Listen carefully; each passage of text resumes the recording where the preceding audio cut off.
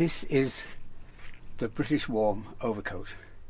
So called because it's British and it's warm. Obviously it's modelled slightly on an officer's greatcoat, and it's very favoured by cavalry officers and guards officers, but it isn't a military coat. It's a civilian version of that, and they're absolutely super.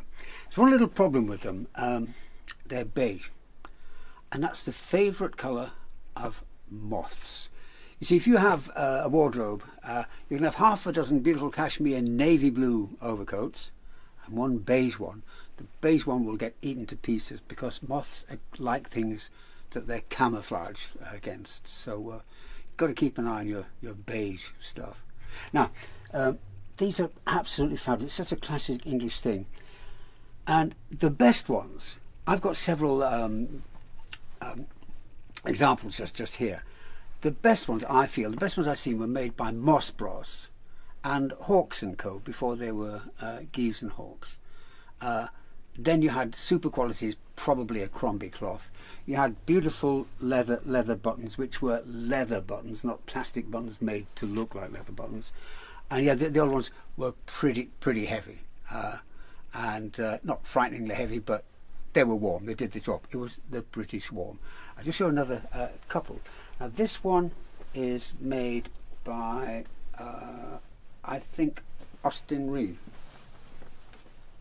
Yeah, this is made in the 1950s by Austin Reed. Now the problem with British warm coats is they got cheaper and cheaper and cheaper sort of quality, and if you bought a modern one now, I mean, they're just awful. It's not a British warm. It's probably not made from Crombie cloth, or not from original heavy Crombie cloth. So this one here, pretty classic. This one doesn't have epaulets, but very often they have epaulets. They're normally all double-breasted.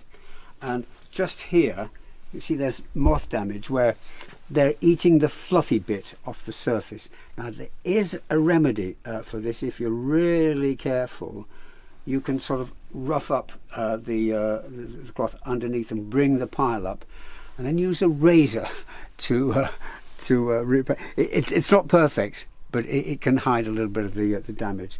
I've seen it done using a wire brush, but don't use a brass wire brush because that makes the thing go green.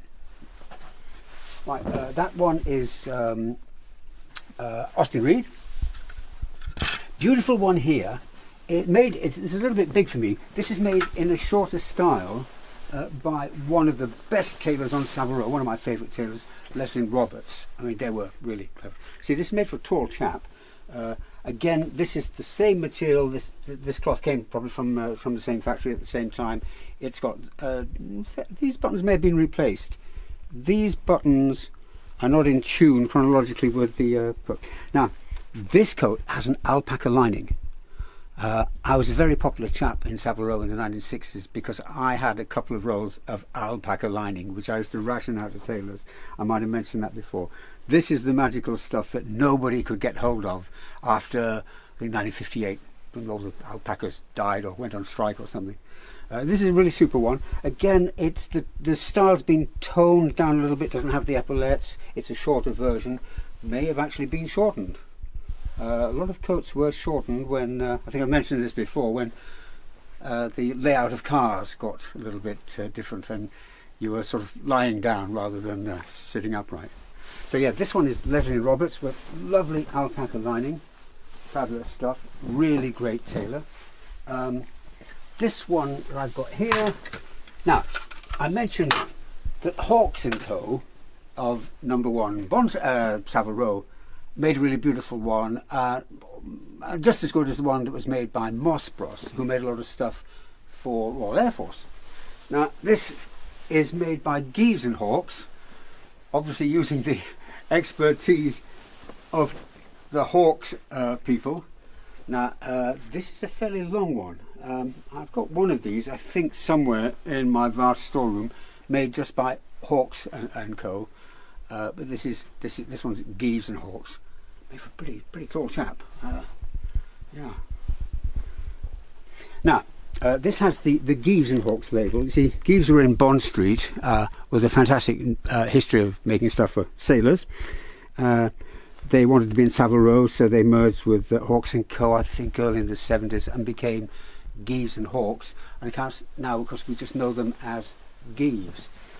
Now, I think I have one coat which just has the name Geeves on it, which would have made in Bond Street.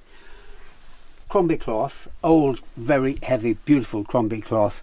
I don't think you'd be able to buy this quality anymore. But regardless who the tailor was, the cloth would come from the same place. Now let me show you a new one. Now I think this is absolutely dreadful. On its own it wouldn't be that dreadful, but when you look at the history of the cloth, you can see the cloth has got lighter and lighter. This is pretty flimsy stuff. They now fake up buttons. These are plastic buttons made to look like the original football buttons. It's just not really a British warm. It's just British warm style.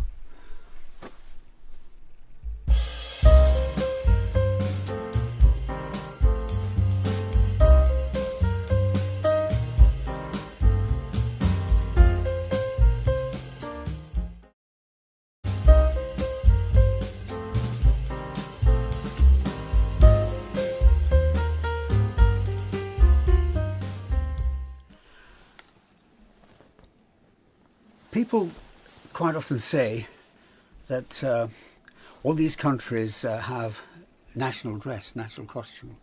You go to Mexico and you go to Bavaria and different countries, and Japan, you know, kimono. They've got their national costume. You say, well, England doesn't have a national costume, but we do. It's just that everybody else wears it. We decided what everybody else in the world wears. Now, all around the world, no matter where you are, in the evening, you wear black and white. That's all down to one chap, Beau Brummel, which I'm sure anybody listening to this knows the full history of Beau Brummel. And most English dress is descended from riding kit or military kit. Just here. This is actually a bit of Regency kit. This is very, very old. This is pre-Victorian, and it's got a lovely sort of waistcoat too. The bottom buttons are sealed, so the bottom two wouldn't have been done up. Now, we wear a similar thing to get married in, and in the evening. It has tails, and with all sorts of buttons and gadgets on the back, so that you could button the tails up and out of the way. And of course, the tails are split like that, like evening tails and morning dresses is now, so go either side of the horse.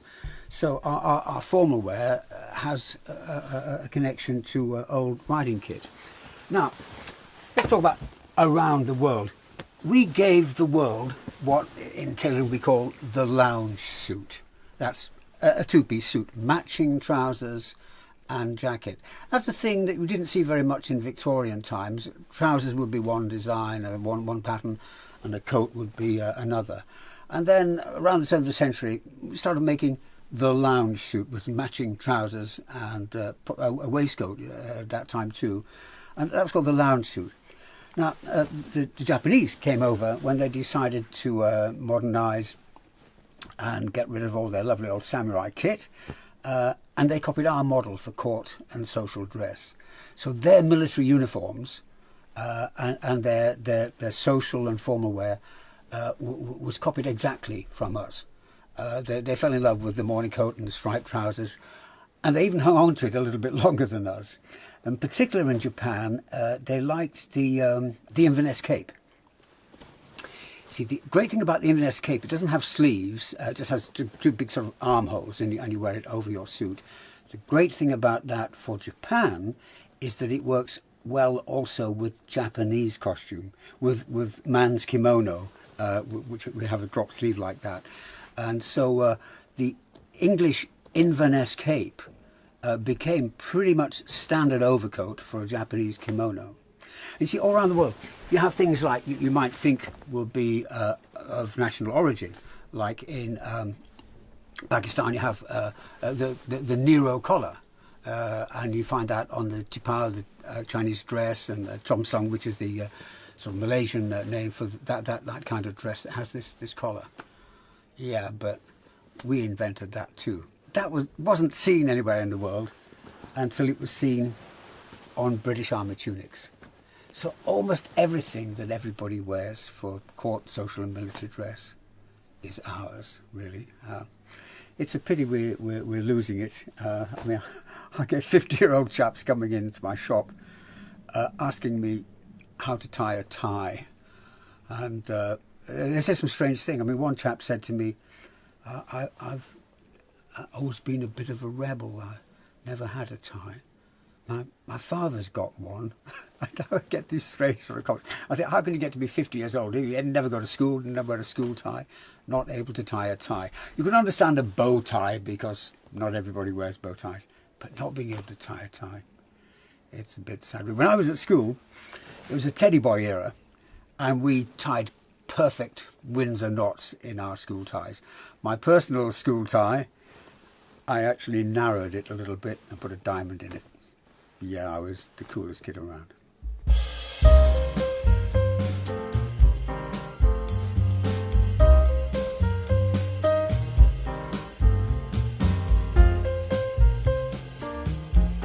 My vintage storeroom is pretty big.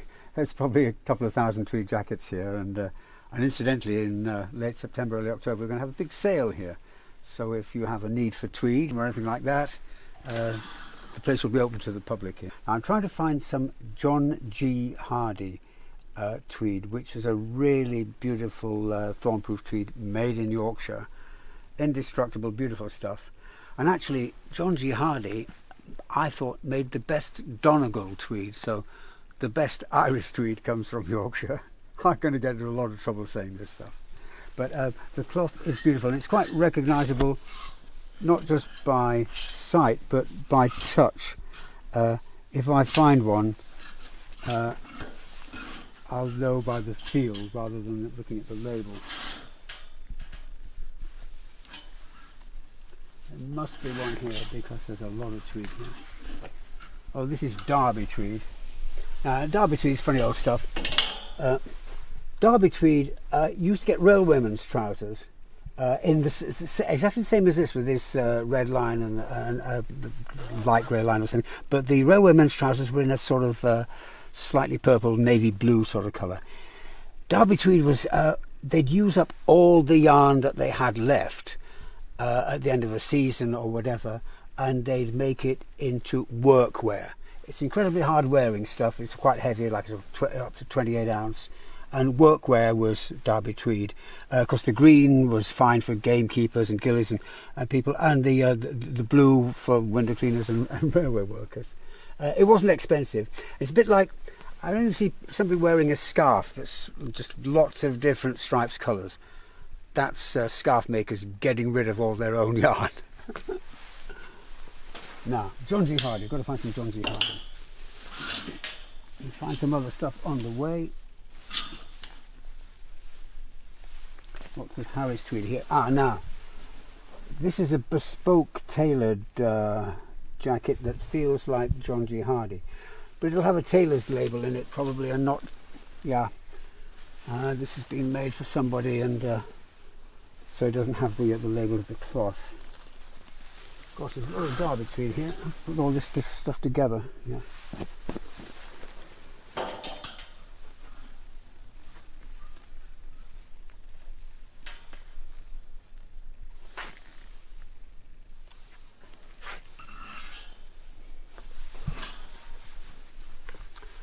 Now, I used to love Aquascutum. I used to queue up for their winter sale, and this is their 1970s label, I think, but this is very, very lightweight. I mean, I could probably poke my finger through this. It's not really super quality, but the brand itself, Aquascutum was the best shop in London. It had like 5 floors of fantastic quality clothes.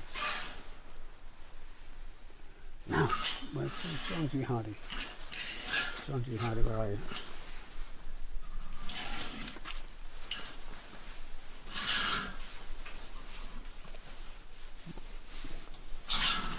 Instantly recognisable as Dax. I'd be surprised if I've made a mistake. Oh no, it's aquascutum, very similar to Dax. I mean, they were just a few hundred yards apart. But this cloth looks very much like a Dax cloth, and this is very much in their style.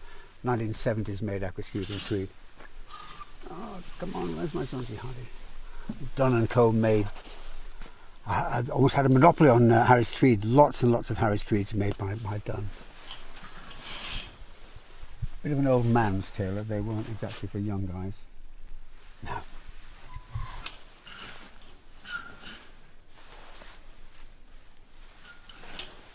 Could this be it? No, not quite tough enough. Nice Burton made jacket.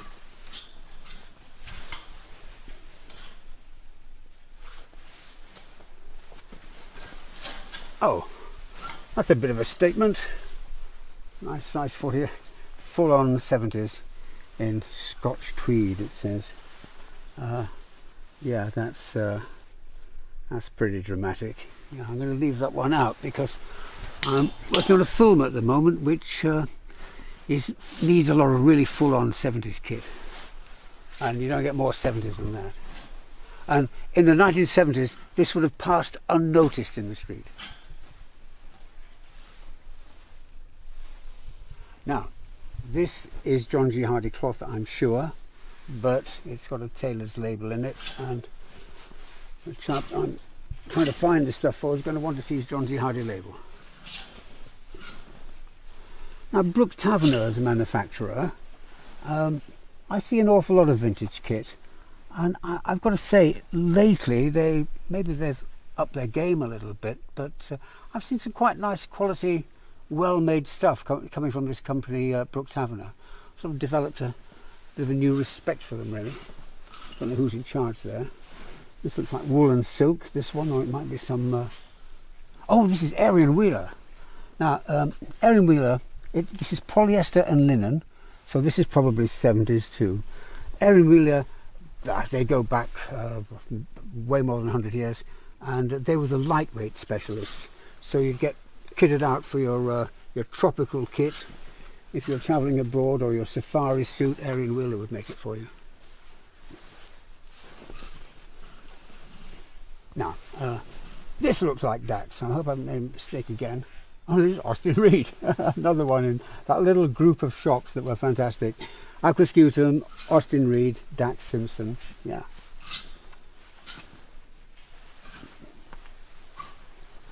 Where's my John G. Hardy stuff? Oh, this was made by the Co-op. It's exclusively styled for the Co-op. Yeah, in acrylic and wool and other fibres. The Co-op made really super school gabardines, and their brand was Society brand, and they're really good quality. I mean, a gabardine, if you find a schoolgirl gabardine from the Co-op with Society brand, you'd have to pay about £1,500 to get the same thing from Burberry now. This is from BHS, it's a 42 regular, but it's a really nice Harris Tweed, and this is older quality. It's not the really super heavy Harris Tweed, but it's older quality Harris Tweed. Gosh, I've got a lot of tweed. That's about 10 more rows like this. Now, maybe this one is John G. Hardy. Nope. Feels like John G. Hardy, but there's no label in it. This one, also a thorn-proof. No. We're going to find one. There's got to be one here.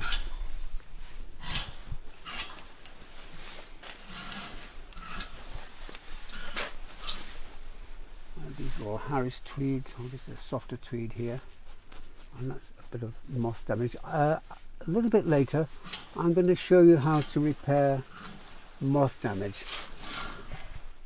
This is pretty bright too. It's now this looks like a 1960s jacket, which somebody's pressed the lapel down in that to. No, this is odd. This is maybe Italian. This is like Naples kind of tailoring, where they have this buttonhole, but that's actually works as a 2-button jacket. It's tailored, but I think this might be Italian.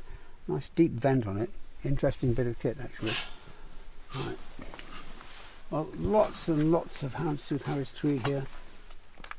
very unusual. I've come to the end of this row, and I've not seen a John G. Hardy cloth yet, but I've got 5 more rows to go. Yeah, some really nice, these wide 70s lapels, really super. Nice cavalry trill, probably made by Dunn, this one. No centaur. Yeah. It's quite lightweight, nice. Interesting, it's the 70s, you wouldn't normally see that together. It's very much a 60s thing, when they sort of went Edwardian, early 60s, we'd have the pocket flap on the breast pocket. Unusually, it's got a button on it, but it's got the wide 70s lapel. I think it's just a bit too much going on there, really. But interesting bit of kit, very much of its time, made by Dunn. So this has been made for somebody, I think, has probably asked for all these details. It's got buttons on these pocket flaps. Yeah, interesting bit of kit. That might be handy for the film we're doing at the moment. Yeah. I'll continue the search tomorrow for my John G. Hardy cloth.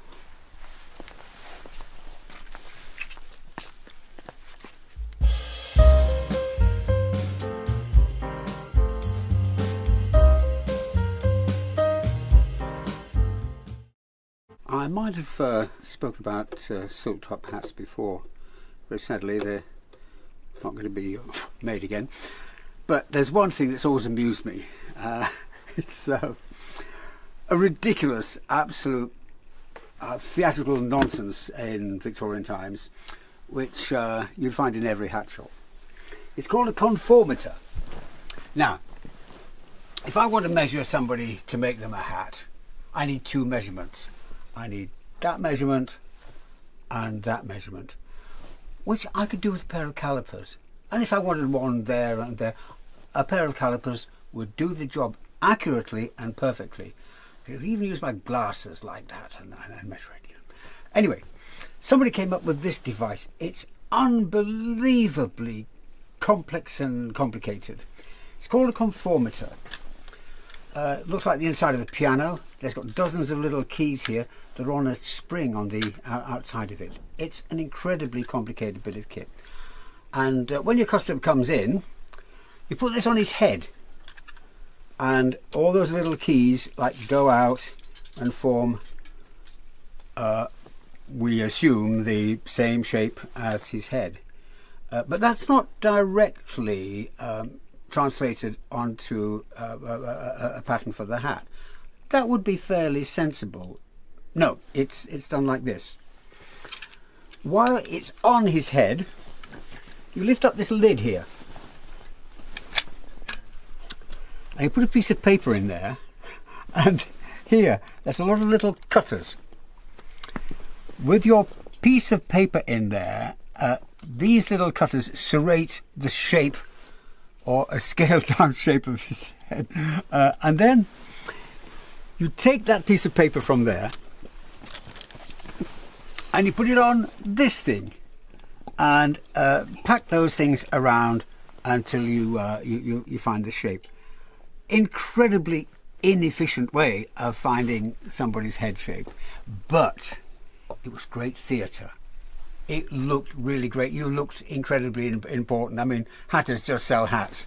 They had to do something to make themselves look more scientific. So somebody came up with this typical Victorian over-engineered nonsense.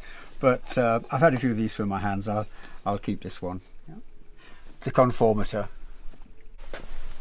I feel a bit like people that give away secrets as a magic circle or something. I'm going to get in a lot of trouble for saying this about the conformator, but it was just theatrical nonsense.